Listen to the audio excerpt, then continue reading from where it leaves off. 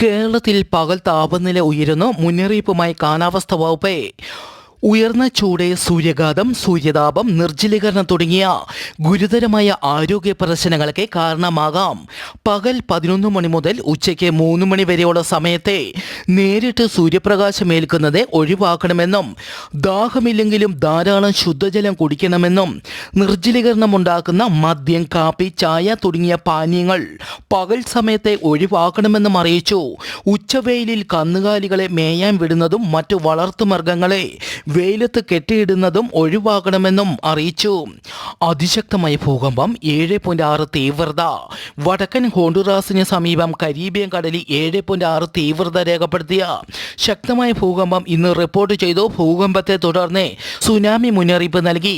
കേമൻ ദ്വീപുകൾ, പ്യൂട്ടറിക്കോ, Cuba, Bahamas എന്നിവിടങ്ങളിലാണ് tsunami മുന്നറിയിപ്പ് നൽകിയിരിക്കുന്നത്.